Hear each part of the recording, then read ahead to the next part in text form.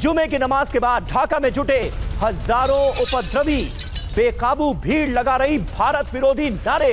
ढाका समेत कई शहरों में हिंसा का तांडव देखने को मिला। ये तस्वीरें आप देखिए, ताजा तस्वीरें ढाका से सामने आ रही हैं, जहां पर मस्जिद के बाहर कैसे लोगों की भीड़ जमा है। भारी भीड़ लोगों की नजर आ रही है। प्रोटेस्ट का सिलसिला रुकने का नाम नहीं ले रहा है।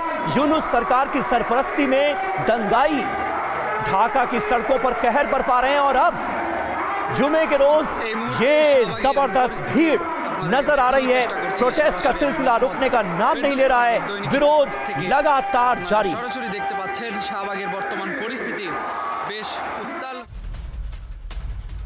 और उस्मान हादी के शव आने से पहले बेकाबू हो गया है बांग्लादेश। रात के बाद ढाका में फिर से सड़कों पर हजारों लोग उतर आए हैं। भारत के खिलाफ दंगाइयों की नारेबाजी शुरू हो गई।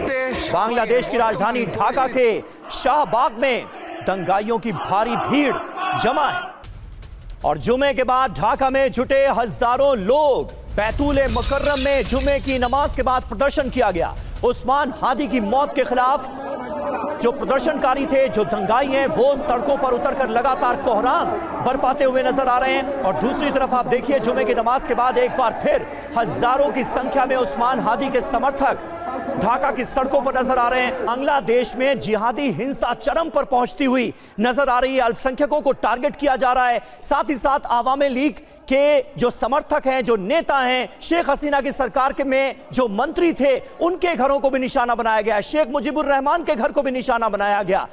क्या मकसद आपको अभी तक इन तस्वीरों को देखकर और जिहादियों के इरादों को देखकर नजर आता है? देखिए, ऐसा है कि जिसको कहते हैं क्लासिकल रिप्रेजेंटेशन है नैरेटिव वॉर का। एक नैरेटिव क्रिएट कर दिया गया कि बांग्लादेश जो है उसने आज़ादी अपने आप हासिल की। इंडिया के इनफैक्ट बांग्लादेश ने जो है पाकिस्तान के खिलाफ इंडिया को जीतने में मदद की। नंबर एक नैरेटिव।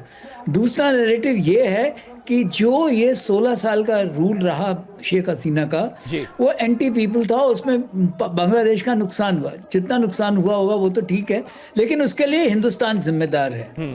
तो ये जो नैरेटिव है, इससे स्ट्रैटेजिक स्पेस इंडिया का घटता जा रहा है।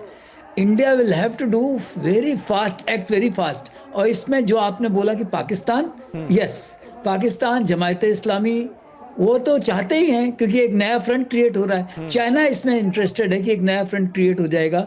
जो हमारा एक बॉर्डर जो बिल्कुल शांत था, उस पर क्रिएट हो जाएगा। अमेरिका का जो डीप स्टेट है वो इंटरेस्टेड होगा।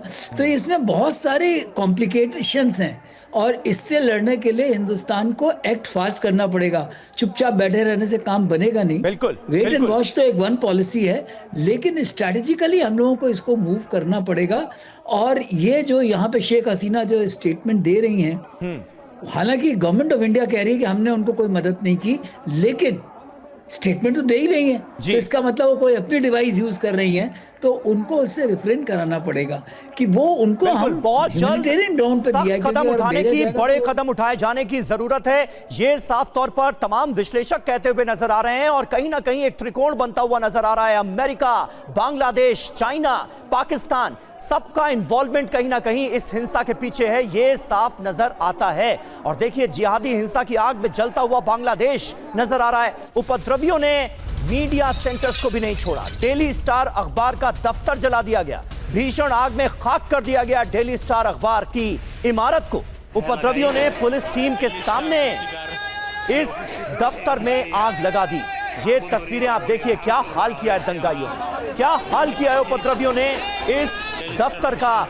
ये आपको साफ तस्वीरों में नजर आएगा और ये सब कुछ पुलिस की मौजूदगी में हुआ, मानो दंगाइयों को खुली छूट दे दी गई हो, जो चाहो वो करो। ऑफिस के बाहर जिहादी कट्टरपंथियों की भीड़ इन तस्वीरों में भी साफ नजर आ रही।